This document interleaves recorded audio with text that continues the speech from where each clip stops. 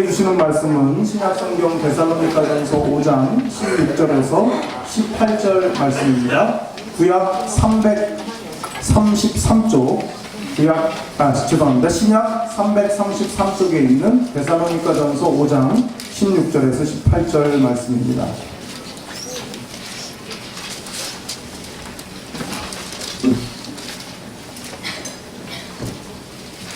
데살로니가전서 5장 16절부터 18절 짧은 말씀이니까 우리 다 같이 한 목소리로 함께 봉독하겠습니다. 시작. 항상 기뻐하라. 쉬지 말고 기도하라. 범사에 감사하라. 이것이 그리스도 예수 안에서 너희를 향하신 하나님의 뜻입니다. 아멘. 추수감사주의를 앞두고 지난 몇 주 동안 교회 복도에 감사의 벽을 두 군데 설치를 하고 여러분 개인적으로 지난 한 해의 삶을 돌아보면서 감사한 내용들을 글로 짤막하게 표현해 보시라고 이렇게 해드렸습니다. 많은 분들이 동참해 주셨는데 그 중에 눈에 띄는 몇 가지 이 내용을 읽어 드리겠습니다. 뭐 이름을 적지 않았으니까 그냥 그 내용만 소개합니다. 하나님 감사합니다. 제가 다시 바로 설 수 있게 굳건한 마음을 가질 수 있게 도와주셔서 감사합니다. 이 좋은 곳에서 주님 예배하고 찬양할 수 있게 해주심에 감사합니다. 감사할 수 있게 도와주셔서 정말 감사합니다. 마지막 문장이 뭉클했습니다. 또 한 개를 읽어드릴게요. 항상 가족의 건강을 지켜주심에 감사드립니다. 항상 함께 해주심을 느끼게 해주심에 감사합니다. 항상 행복하게 해주심에 감사합니다. 직장에서 인정받게 해주셔서 감사합니다. 용서와 용기를 갖게 해주심에 감사합니다. 고난을 극복하게 해주셔서 감사드립니다. 용서해 주셔서 감사드립니다. 역시 마지막 두 문장에 눈길이 머물게 됩니다. 마지막으로 하나 더 읽어드리겠습니다. 하나님 오늘도 감사해요. 이른 아침 날 깨워주시고 복된 주일 맞게 해주시고 가족의 건강 땡땡이 땡땡이 땡땡 집사 지켜주심 감사해요. 내가 걸을 때, 내가 맛있는 거 먹을 때, 내가 편히 잠잘 때, 내가 뭘 하든지 나와 동행해 주시니 참 감사해요. 오늘도 주님 안에 살게 해주시고 주님 품에 머물게 해주셔서 너무 감사해요. 사랑해요. 주님 안에 살고 또 주님 품에 머물 수 있는 것이 이 감사하다는 이 고백은 아마도 여기 계신 모든 분들의 고백일 거라고 그렇게 생각을 합니다. 마음 같아서야 붙어있는 거 다 읽어드리고 싶은데 직접 읽으시고 감동받으시라고 제가 여기까지만 하겠습니다. 사실 저런 감사의 벽 장식을 이렇게 보면서 어떤 분은 감사의 내용을 적어서 그걸 걸어두는 게 내키지 않는 분도 있을지 모르겠다라는 생각을 제가 했습니다. 솔직한 성격을 가지는 그런 분인데 현실의 삶이 너무 힘들고 또 어려우면은 쓰고 싶지 않은 마음이 들 수도 있을 것입니다. 당연히 감사해야 한다는 것은 알지만은 그렇다고 우러나오지도 않는데 지금 내 삶이 너무 힘든데 남 보라고 아무 일도 없는 척 그렇게 감사를 쓴다는 것이 내키지 않기 때문에 아마도 그런 분은 쓰지도 않았을 거고 남이 쓴 걸 보는 것도 마음이 편치가 않아서 그냥 무심코 지나쳤을지도 모릅니다. 제 생각에 분명히 그런 분이 있으실 거라고 생각해요. 그리고 그 마음을 모르지 않고 얼마든지 그 마음을 위로해 드리고 싶은 마음이 큽니다. 힘내시고 용기 내시라고 그렇게 말씀드리고 싶어요. 자, 그런데 그럼 하나님의 마음은 어떨까요? 내키지 않기 때문에 왠지 가식인 것 같아서 그렇게 써서 붙이는 것이 마음에 편치 않은 그런 분을 향한 하나님의 마음은 어떠실까요? 아마 하나님의 마음 역시 제 마음과 다르지 않을 것 같습니다. 용기 내라고 힘내라고 하나님께서 아마 그렇게 말씀해 주시고 싶을 거예요. 그런데 하나님의 마음은 거기서 끝나지를 않는다는 겁니다. 오늘의 본문이 의미가 있는 이유는 그래 너 마음 안다 힘들지 힘내 용기 내 여기서 끝나는 게 하나님의 마음이 아니라 그럼에도 불구하고 너는 항상 기뻐할 수 있었으면 좋겠다. 그럼에도 불구하고 쉬지 않고 기도하는 사람이었으면 참 좋겠어. 그리고 어려워도 감사의 비밀을 발견할 수 있는 너의 삶이 됐으면 참 좋겠다 하시는 것이 하나님의 마음일 거라고 생각을 합니다. 그런데 이 말씀은 부드럽게 한번 잘 생각해보고 너도 그렇게 해보지 않을래가 아니라 명령입니다. 강한 명령입니다. 16절, 17절 그리고 18절에 있는 범사에 감사하라까지 다 두 개의 단어로만 되어 있는 강력하고 아주 명백한 명령입니다. 천지 만물을 지으시고 다스리시는 우리 주님께서, 우리 하나님께서 목사인 저의 마음만 못하지는 않을 겁니다. 당연히 우리 하나님께서는 감사의 카드를 적는 게 스스로 용납이 안 되는 그런 상황일지라도 그 상황에 매몰되지 않고 두꺼운 껍질을 깨고 나와서 하나님을 찬양하고 감사의 고백을 드릴 수 있기를 원하실 것입니다.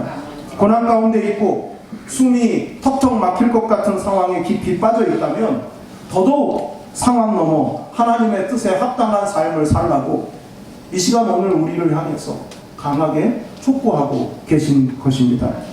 천지 만물을 지으시고 다스리시는 이 창조주 하나님께서 당신의 피조물에 불과한 정말 너무나 미미한 우리의 현실을 무시하기 때문에 고난이 있는데도 기뻐하라고 말씀하시는 걸까요? 광대하신 하나님이시지만은 조물애기 같은 우리의 인생을 보시면서 그 인생을 살피시면서 관심에 넣어주시고 늘 바라보시고 지켜보시면서 단 1초도 우리의 일거수일투족을 놓치지 않고 바라보고 계십니다. 그 하나님께 진정한 감사로 영광을 돌리실 수 있기를 바랍니다. 오늘 바로 이 말씀은 매우 익숙한 말씀입니다. 그럼에도 불구하고 기뻐하고 기도하며 감사하는 삶을 살라고 명령하신 그 의미를 좀 살펴보겠습니다. 먼저 생각해 봐야 될 것은 하나님의 뜻이라는 말입니다. 하나님의 뜻. 하나님의 뜻이 항상 기뻐하는 것, 쉬지 말고 기도하는 것, 범사에 감사하는 것을 묶어내고 있습니다. 오늘 본문의 구조가 그런 거예요. 하나님의 뜻이라고 하는 아주 강한 이 띠로 기뻐하고 기도하고 감사하는 삶을 묶어내면서 말씀하고 있습니다. 하나님의 뜻이라고 할 때 이 뜻이라고 하는 말이 헬란말 텔레마라는 말입니다. 이 텔레마 하는 말의 의미는 두 가지가 있는데, 첫째는 원하는 것, 그러니까 하나님의 뜻, 그러면 하나님께서 원하시는 것, 이런 뜻이 되겠죠. 그 두 번째 뜻은 결정된 것이라는 뜻이 있습니다. 그러니까 하나님의 뜻, 항상 기뻐하고 쉬지 말고 기도하고 범사에 감사하는 것을 우리 성도가 마땅히 살아야 할 삶의 태도로 하나님께서 이미 결정해 놓으셨다는 겁니다. 다시 말하면 그리스도인의 삶의 방식은 이렇게 말씀하고 있는 이 세 가지의 특징이 삶 속에 자연스럽게 배어 나오도록 하나님이 우리에게 정하셨다 이겁니다. 우리는 그런 삶을 살아야 할 존재다 이겁니다. 그러니까 그리스도인이 누구냐라고 할 때 그 그리스도인의 표지는 이 세 가지를 담아내야 하는 것입니다. 성경 어디에 이처럼 직접적으로 이게 하나님의 뜻이다라고 말씀하는 구절이 어디 있습니까?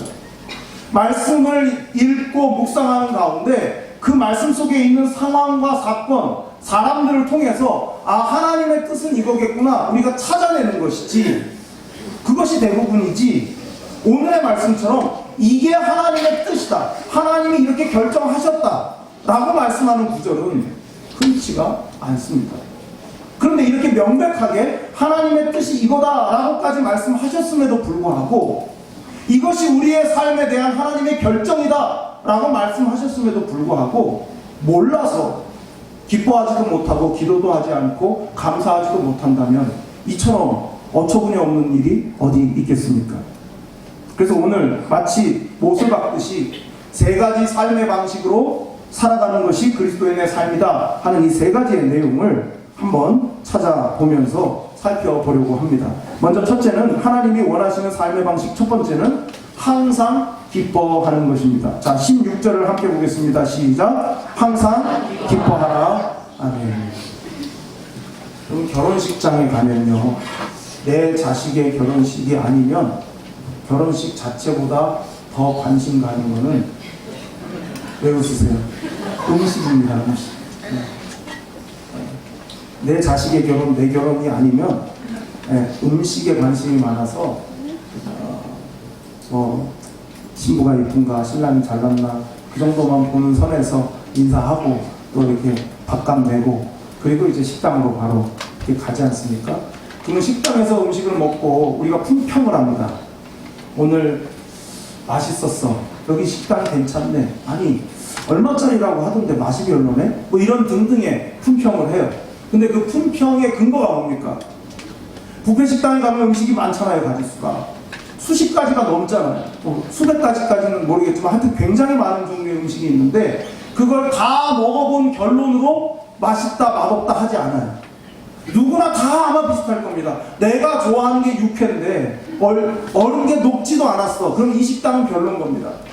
내가 좋아하는 게 연어인데 냉동이 아니고 생연어면 그럼 이 식당 잘하는 집인 겁니다. 다 관심은 내가 좋아하는 것의 맛이 어떠느냐에 따라서 이 식당이 잘하냐 못하냐를 결정한다는 겁니다. 다 맛없어도 내가 좋아하는 몇 가지 음식이 맛있으면 그냥 그 음식점은 잘하는 음식점이 되는 겁니다. 항상 기뻐한다는 것, 이 항상 기뻐한다는 것은 모든 일이 다 기쁘다 그런 뜻은 아닙니다. 눈물 나는 일도 있고 또 때로는 억울한 일도 있지만은 그것이 결정적으로 나에게 영향을 주는 것이 아닙니다. 기뻐하기 어려운 여러 가지 일들이 있지만은 그렇다고 그런 상황에 지배받는 것도 아닙니다. 뷔페 식당의 모든 메뉴가 다 마음에 들기 때문에 그 집 음식이 맛있다 하는 것이 아니듯이 성도가 항상 기뻐한다는 것은 어려움이 전혀 없다는 뜻이 아닙니다. 오히려 이런저런 어려움이 있지만은 그 모든 어려움들이 나에게는 별일이 아닌 일이 되는 것, 그래서 하나님께서 주시는 기쁨에 지배를 받을 수 있는 것, 그것이 바로 항상 기뻐하는 성도의 삶인 것입니다. 이 데살로니가라고 하는 곳은 요즘으로 말하면 이제 지금도 데살로니가가 그리스에 있지 않습니까? 이 데살로니가라고 하는 곳은 이 두 번째로 큰 도시이고요. 바울이 두 번째로 전도한 곳입니다. 먼저 빌립보 교회를 개척하고 그 빌립보에서 데살로니가로 내려와서 복음을 전하면서 교회를 세웠습니다. 그런데 성경을 보면 안식일 3번째까지 지냈다고 했습니다. 그래서 어떤 학자들은 바울이 데살로니가에 머문 기간은 한 달 남짓이다 이렇게 말하는 학자도 있고요. 또 어떤 학자들은 6개월 정도 된다라고 말하는 학자도 있습니다. 어찌됐든 그것이 한 달이든 그것이 6개월이든 분명한 사실은 교회가 태동되고 교회가 성장하기에는 한 달이든 6달이든 6개월이든 매우 짧은 시간이었다는 겁니다. 그래서 데살로니가 교회는 매우 어려웠습니다. 바울도 박해를 견딜 수가 없어서 이 데살로니가라고 하는 이 도시에서 도망치듯이 빠져나왔고, 지도자를 잃어버린 데살로니가 교회는 그 어린 교회가 어려운 박해의 시절을 보내야만 했습니다. 더더군다나 어려웠던 이유는 데살로니가 교회 안에 있던 잘못된 가르침을 전하는 사람들 때문이었습니다. 그 잘못된 가르침의 주된 내용은 잘못된 종말 사상이었습니다. 당장의 주님이 올 것만 같은 그 가르침 때문에 교회는 안 그래도 박해 때문에 어려운데 종말의 잘못된 사상 때문에 힘든 순간을 보내고 있었습니다. 얼마나 바울의 마음이 급박했으면 바울이 기록한 13개의 서신 중에 제일 먼저 쓴 서신이 데살로니가 전서입니다. 5장의 내용을 보면 종말을 살아가는 성도들이 종말의 때를 어떻게 보내야 하는가를 가르쳐주고 있고, 또 교회가 성도가 서로를 어떻게 대해야 되는지 그 내용을 말합니다. 그러니까 종말이라고 하는 그 상황 속에서 하나님의 백성이 또 교회가 어떤 모습을 갖춰야 하는가를 말하고 난 다음에 그 다음에 오늘 본문 5장 16절부터 18절입니다. 그러니까 이 16절부터 18절의 말씀은 종말의 시대를 살아가는 그리스도인이 하나님 앞에서 마땅히 하나님이 결정하신 삶인 기뻐하고 기도하고 감사하는 삶을 살 것에 대한 교훈이다. 이렇게 정리를 해볼 수가 있습니다. 분명히 고난이 있습니다. 예수를 믿으면서 박해하는 세상과 맞서야 하기 때문에 그것만으로도 기뻐하는 삶을 살기가 쉽지가 않습니다. 그래서 많은 사람들이 이렇게 생각합니다. 어차피 세상에는 소망이 없어. 어차피 이 세상은 하나님을 섬기고 하나님의 뜻대로 살려고 하는 그리스도인들을 방해하고 어렵게 하고 힘들게만 할 뿐이야.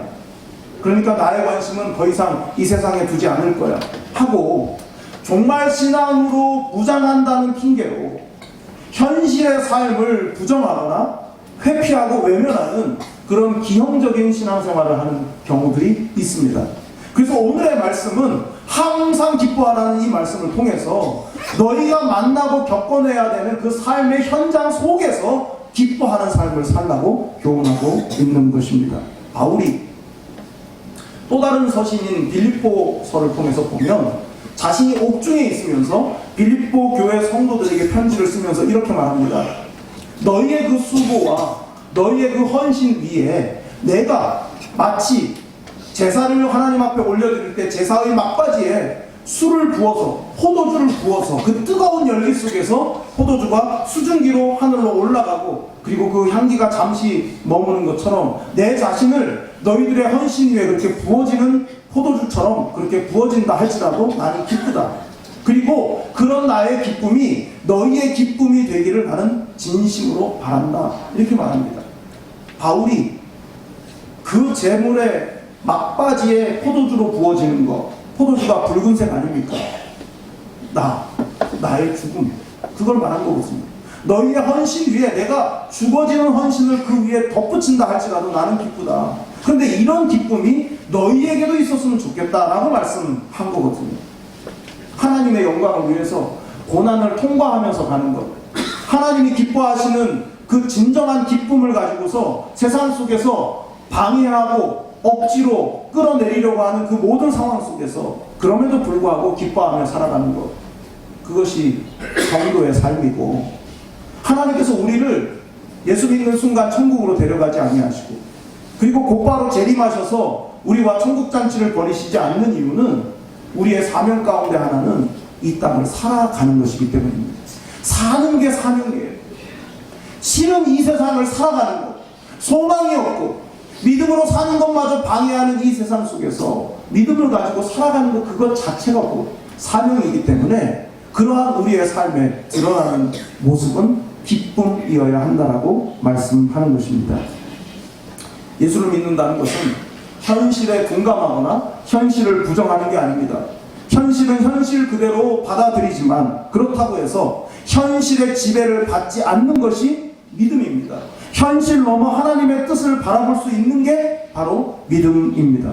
아무도 안 만나고 교회에서 기도만 하면서 오직 주님 오실 날만을 기다리는 게 신앙이 아니고 세상에서 이리저리 치이고 고통을 당하지만은 그 상황에 지배받지 않고 상황 넘어 하나님의 뜻을 신뢰하고 신자다운 기쁨의 태도로 살아가는 것, 그것이 바로 믿음입니다. 여러분은 어떻습니까? 무엇이 여러분을 기뻐하지 못하게 만듭니까? 여러분을 웃을 수 없게 만드는 것은 무엇입니까? 감사의 벽 장식에 동참하지 못한 이유는 무엇이었습니까? 영화 교회 오빠의 주인공인 고 이관희 집사가 이런 말을 했습니다. 하나님은 눈부신 삶을 사는 사람을 증거로 삼기도 하지만 고통 속에서 주님을 놓지 않으려는 사람도 증거로 삼으신다. 영화 교회 오빠의 포스터에 달린 이런 문구가 있습니다. 고난 앞에 서지 않고 예수 앞에 서다. 여러분이 어떤 고난을 당하고 있던 고난 앞에 서지 않고 예수님 앞에 서실 수 있기를 바랍니다. 기뻐하지 못할 이유가 사라지게 될 것입니다. 하나님이 원하시는 삶의 방식 두 번째는 쉬지 말고 기도하는 것입니다. 자, 17절을 함께 읽겠습니다. 시작. 쉬지 말고 기도하라. 아멘.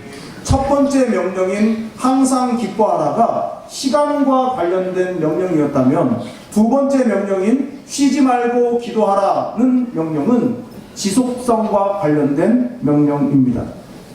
계속 기도하는 삶이어야 한다는 말씀이죠. 1세기의 한 비문에서 오늘 본문에 이 쉬지 말고라고 하는 이 단어와 똑같은 단어가 한 비문에서 발견이 됐습니다. 그러니까 같은 뜻이라는 거죠. 그 단어가 이 단어고 이 단어가 그 단어인데 그 비문에 있는 쉬지 말고라는 그 단어, 그러니까 오늘 본문에 이 쉬지 말고라는 이 단어의 뜻이 뭐냐? 영겁 후 기침을 하다, 그런 뜻이에요. 영겁 후 기침을 하다. 벌써 이제 온풍기를 트니까 예민하신 분은 벌써 마른 기침이 막 나오실 거예요. 그래서 이제 물도 좀 이렇게 갖다 놓으시고, 그리고 좀 이제 안 춥다 싶으면 꺼도 좋습니다. 근데 이제 이런 거죠. 마른 기침. 갑자기 나오고 멈추지 않는 겁니다. 내가 멈춘다고 멈추려고 해서 멈춰지는 게 아니고 기침을 해야 견딜 수 없으니까 기침을 하게 되는 것이죠. 이와 같다 이거예요. 기도가. 기도가 뭐냐? 왜 쉬지 말고 기도하라고 했는가? 어떤 일이든 무슨 일이든 기도로 연결시키는 것이 자동적인 반응이어야 된다 이겁니다. 어떤 일을 만나고 어떤 상황에 맞닥뜨렸을 때 우리가 보여야 할 첫 번째 반응은 기도여야 한다는 겁니다. 기도로 풀어가야 된다 그 뜻입니다. 아무것도 하지 않고 기도만 하라는 뜻이 아니라 모든 상황을 기도로 연결하라 하는 뜻입니다. 근심거리도 기도로, 이유를 모르는 어려움도 기도로 연결하면서 모든 상황에서 기도를 포기하지 않는 삶의 태도를 가지는 것이 쉬지 말고 기도하는 것입니다. 여러분, 왜 기도를 포기하지 말아야 할까요? 기도는 연결이기 때문에 그렇습니다. 무슨 연결이겠습니까? 우리 주님과의 연결입니다. 연결이 끊어지는 건 관계가 끊어지는 것입니다. 우리 주님과의 친밀한 교제의 시작점이 바로 기도입니다. 10년 동안 안 만난 둘도 없는 친구, 뭐 이런 게 있을까요? 10년 동안 안 만난 둘도 없는 친구, 연락 한 번 없이 수십 년을 사랑하는 사람, 뭐 이런 게 있을 수 있을까요? 그냥 그리워하는 거죠. 사랑하는 게 아닙니다. 그냥 보고 싶을 뿐이지 사랑하는 게 아닌 거예요. 우리 주님을 그리워만 하는 건 믿음이 아닙니다. 우리 주님을 사랑해야죠. 사랑하면 만나야죠. 주님의 마음을 알아야죠. 그게 기도입니다. 기도하지 않으면서 어떻게 감사가, 진실한 감사가 나올 수 있을까요? 기도를 하지 않으면서 어떻게 하나님을 사랑한다 할 수 있겠습니까? 교회는 안 다니는데 예배 생활, 기도 생활은 하지 않고 있지만은 예수님을 사랑한다는 그런 말을 하시는 분이 계시다면은 그분은 그렇게 믿고 싶은 거지 주님을 사랑하는 게 결코 아닙니다. 또 기도는 공덕을 쌓는 것이 결코 아닙니다. 기도하는 행위 자체가 정성을 바치는 것도 역시 아닙니다. 다른 종교에는 기도의 행위의 그 고상함, 기도 행위의 그 정성, 그것이 자신들이 신앙하는 어떤 대상을 감복시킨다고 생각하고 기도합니다. 그러나 우리는 그렇지 않습니다. 정성을 쌓는 게 아니에요. 공덕을 쌓는 것이 아닙니다. 주님과 교제하는 것입니다. 주님을 만나는 일인 거예요.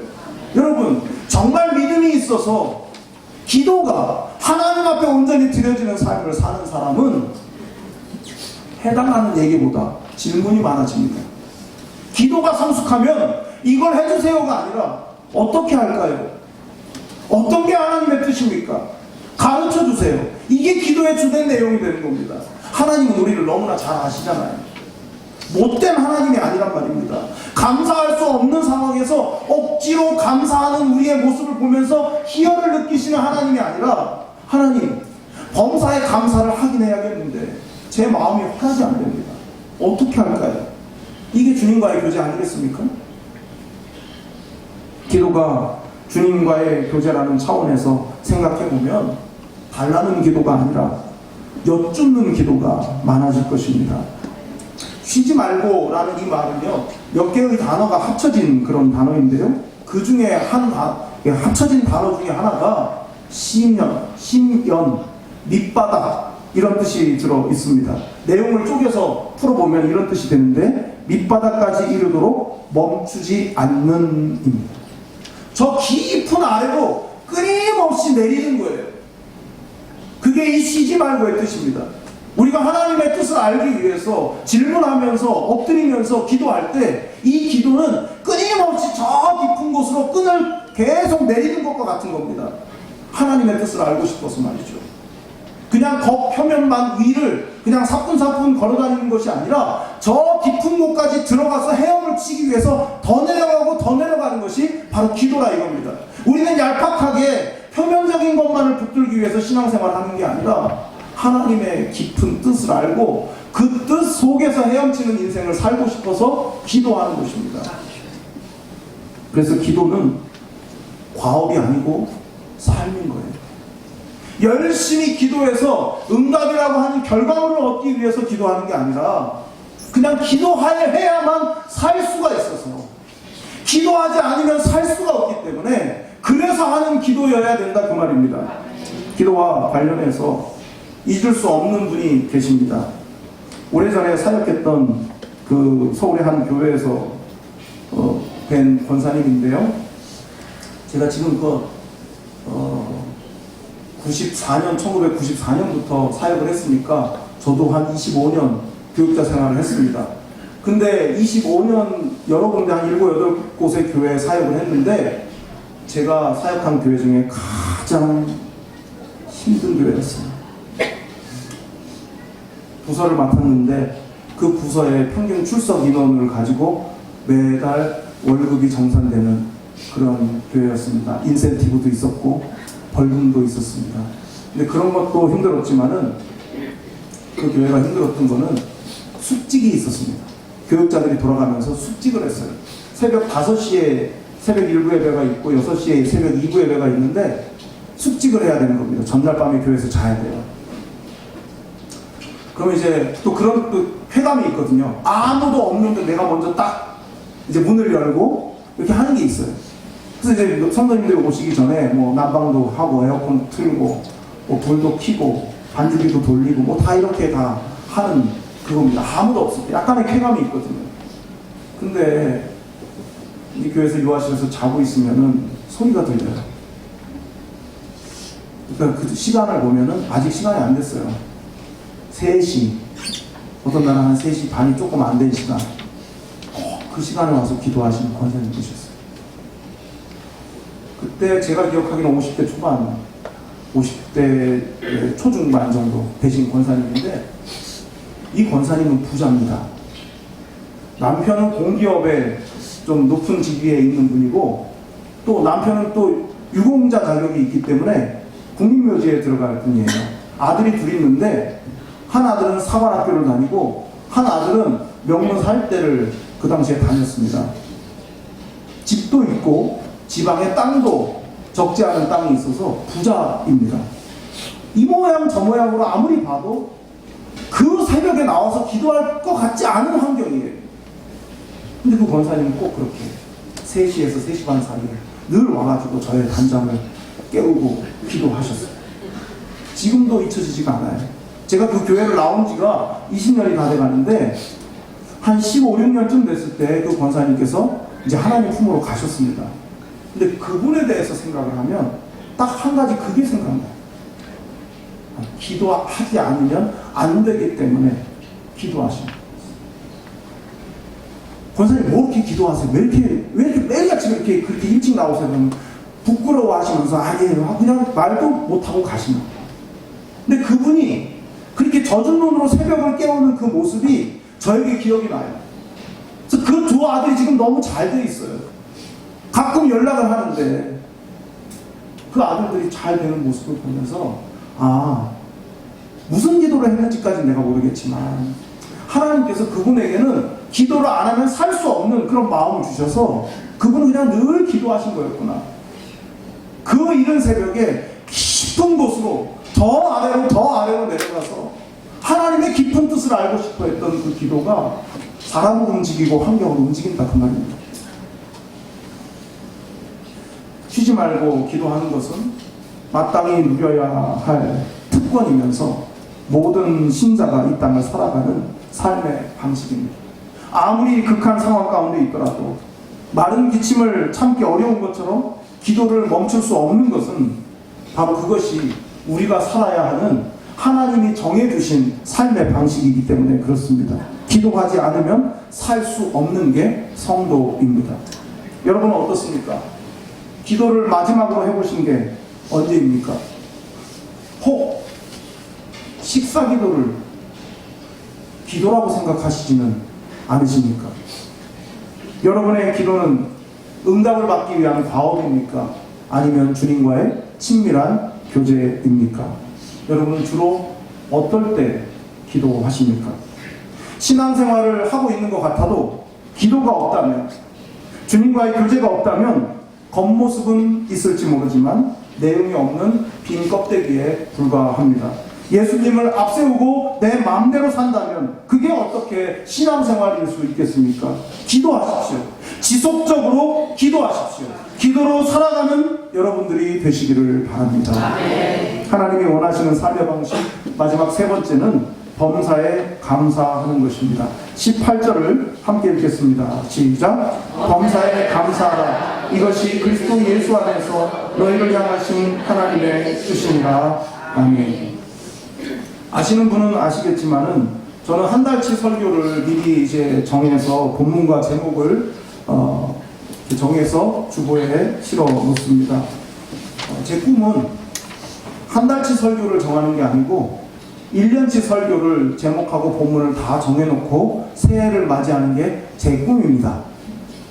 뭐 여러분 관심도 없지만은 저는 언젠가 나한테 그런 날이 올까, 그럴 수 있을까, 뭐 미리 다 공부 어느 정도 다 해서 아웃라인이 나와야 그렇게 할 수도 있고, 또 그렇게 집중하려면은 누군가 도와주는 사람이 없으면은 못하니까 동역자들이 또 있어야 그들에게 맡길 건 맡기고 또 제가 할 수 있지 않겠습니까? 언젠가는 그런 날이 오겠죠? 감사합니다. 이제 이번 달 11월 달 설교를 딱 정해놓으니까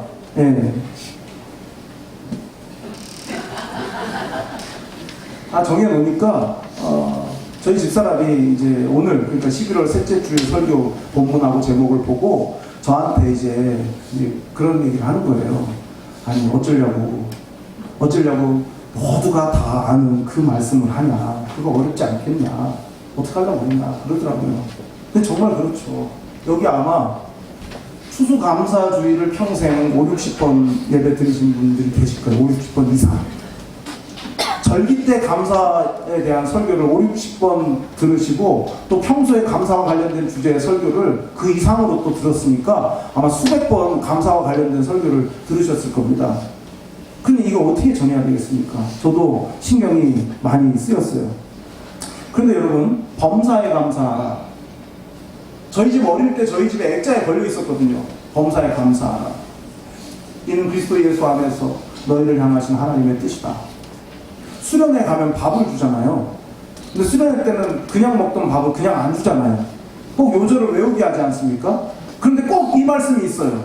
근데 이 말씀이 요절인 그 식사는 은혜를 받는 거죠. 왜냐하면 이미 외우고 있으니까. 그리고 어렵지가 않잖아요, 외우기가.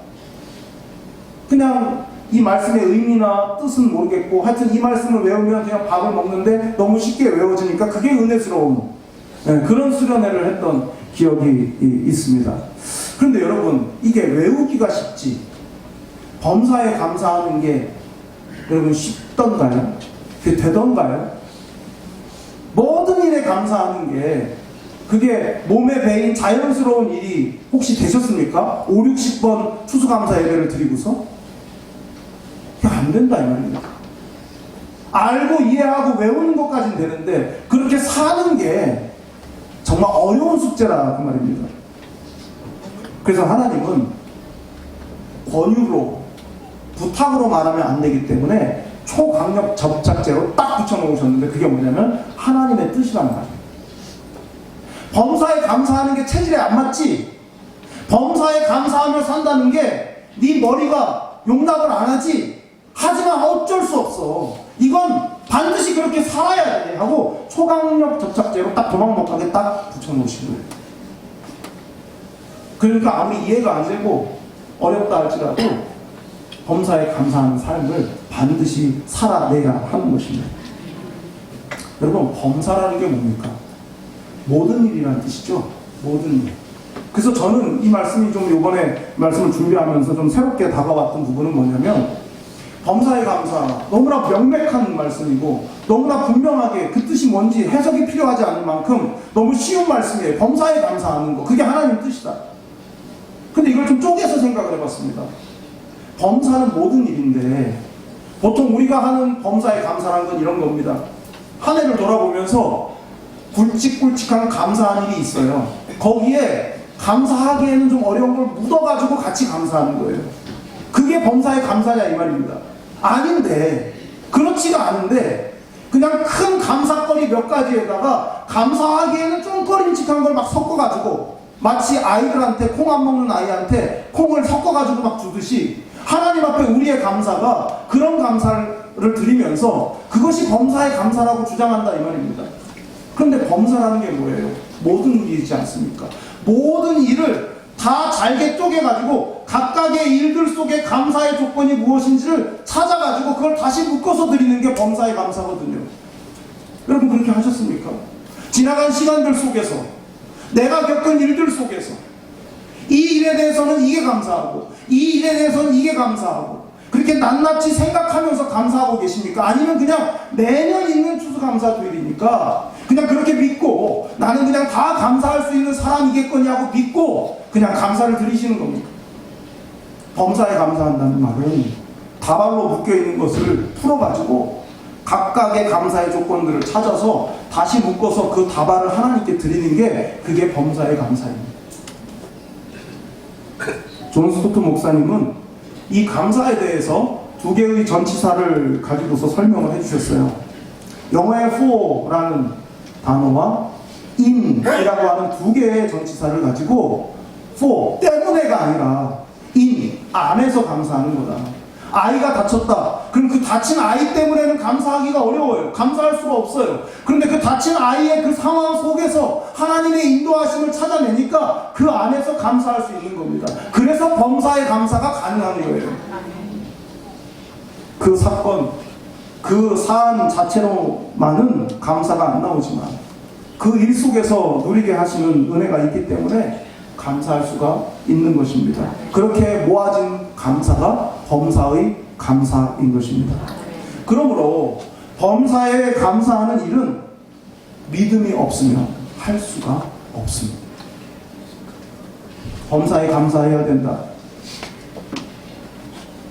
그래서 이런저런 삶의 어려움이 있지만은 그래도 나는 하나님의 은혜 속에 오늘에 이룬 것을 보면 그래도 나는 감사한다 하고 감사의 벽장식에 감사의 내용을 적는 그 모습을 보면서 저거 가식 아니야?